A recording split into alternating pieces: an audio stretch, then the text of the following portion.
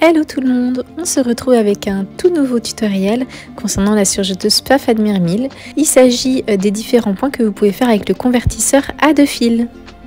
Alors ce convertisseur à deux fils, vous le retrouvez au niveau de votre capot. Vous voyez, c'est un tout petit outil en métal que l'on vient insérer au niveau du boucleur supérieur. Avec ce petit outil, vous l'avez compris, on n'a besoin que de deux bobines. Donc soit vous utilisez l'aiguille de gauche ou l'aiguille de droite. Et sinon, vous utilisez le boucleur inférieur. Donc nous n'avons pas besoin de la bobine du boucleur supérieur. Pour commencer et pour faire un essai, je vais utiliser là uniquement l'aiguille de droite. Pour information, ma machine est déjà enfilée, mais si vous souhaitez une aide à l'utilisation de la machine, tout se trouve sur ma chaîne. Donc là aujourd'hui on a le boucleur inférieur qui est enfilé et on a également l'aiguille droite qui est enfilée. Et maintenant on se munit de notre convertisseur à deux fils qu'on vient mettre au niveau du boucleur supérieur. Je vous montre. Pour être plus à l'aise, vous pouvez tout à fait baisser votre pied. Ensuite on vient mettre le convertisseur à deux fils au niveau de la tige du boucleur supérieur et là vous voyez vous avez un petit rectangle gris. Vous insérez le convertisseur dedans, il y a une fente. Et vous allez voir l'extrémité droite du convertisseur dépasse un tout petit peu au niveau du bas. Ensuite, on passe l'extrémité de gauche dans le boucleur supérieur, là où est censé passer le fil. Maintenant qu'on s'est assuré qu'il était bien bloqué, je vais couper un petit bout de tissu et faire mes premiers essais. Allez, premier point.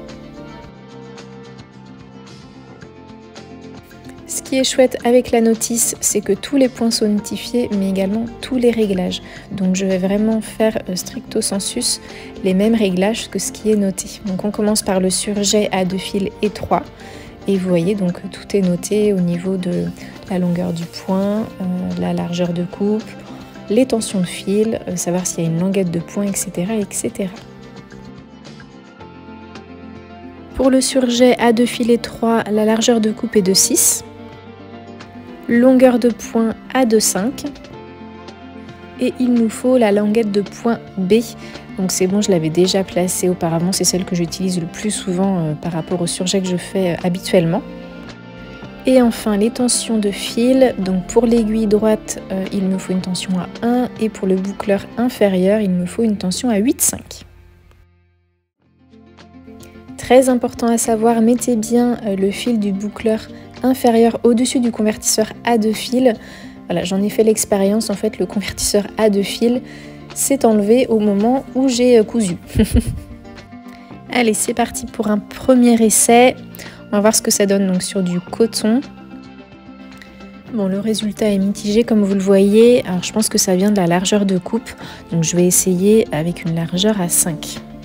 Deuxième essai, c'est parti.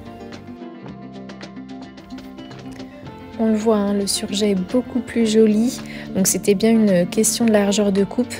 Ce qui est important à savoir, hein, c'est que quand vous voyez que le tissu il se plie, alors notamment pour les surjets à deux fils ou trois fils, c'est que votre largeur de coupe est trop importante, donc il faut tout simplement la baisser. Alors attention, hein, c'est pas valable forcément sur tous les tissus. Là je précise, hein, j'utilise un coton texturé, mais peut-être que sur du jersey ce sera pas du tout pareil. Deuxième point, c'est le surjet enveloppé à deux fils.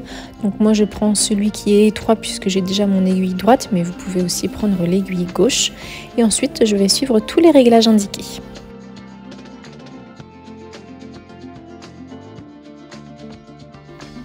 Donc pour celui-ci, tout s'est bien passé du premier coup, donc génial. Je n'ai rien à changer, enfin du moins pour ce tissu, peut-être que sur du jersey ça aurait été autre chose. Mais en tout cas sur le coton, ça marche. Je continue sur ma lancée avec le bord roulé à deux fils. Même punition comme on dit, je mets tous les réglages et je n'oublie pas d'enlever la languette de point parce que pour le bord roulé à deux fils, je n'en ai pas besoin. Donc vous voyez, on ouvre les deux capots pour pouvoir l'enlever à l'aide d'un tournevis. Je referme le tout et je commence mon essai.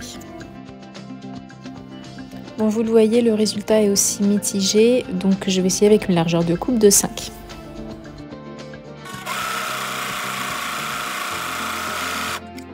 Voilà un résultat beaucoup plus satisfaisant. À cela, je vous ajoute un petit bonus que vous pouvez faire avec le bord roulé à 2 fils. C'est en fait insérer un fil de laine pour un aspect décoratif, donc pour vos ourlets de jupe, des chouchous, des fronces, etc. Mais également pour soutenir une tête de manche. Je sors donc ma pelote de laine et je viens la mettre derrière ma machine. Puis je viens insérer l'extrémité du fil au niveau du haut. Vous voyez, il y a un emplacement spécial. Puis je le mets dans le crochet du haut, donc qui se trouve juste au-dessus du pied. Et enfin, sur ce même pied, vous avez donc un petit trou pour insérer notre fil de laine. Ensuite, on prend notre pince, on vient tirer le fil de laine et le mettre vers l'arrière.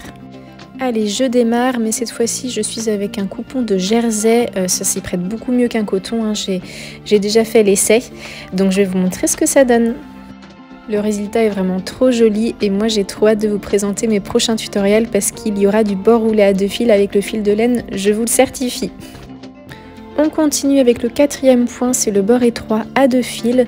Donc là aussi, j'ai mis exactement les mêmes réglages que ceux qui sont notés sur la notice. Donc je vais voir ce que ça donne. Bon, mais là pour le coup, vous voyez mon surjet, il dépasse un peu, donc ça veut dire qu'il faut que j'augmente la largeur de coupe. Bon, ce n'est toujours pas ça, donc je me demande s'il ne faut pas que j'augmente un petit peu la tension au niveau de l'aiguille droite. Donc on va essayer. Alors après, je travaille sur du coton, peut-être que sur du jersey, je n'aurais pas eu à faire de réglage. En tout cas là, je vais essayer en augmentant la tension du fil. Allez, je la mets à 2,5 et je fais un autre essai. Et me voilà avec un joli surjet. Et on continue avec le 5e et dernier point, le point flat lock à 2 fils. Pour cela, j'insère ma languette A dans l'endroit indiqué. Et je change ma position d'aiguille pour aller de droite à gauche. Idem pour la bobine et je l'enfile comme d'habitude.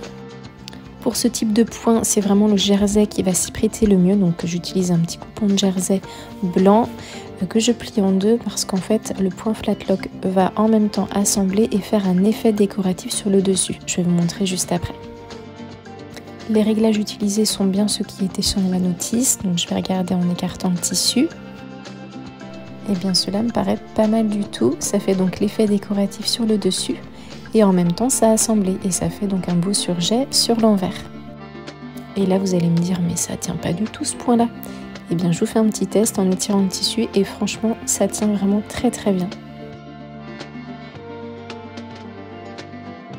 Le tutoriel touche à sa fin. Si ça vous a plu, n'hésitez pas à mettre un petit like, un commentaire et surtout abonnez-vous pour toujours plus d'astuces. À bientôt sur ma chaîne YouTube.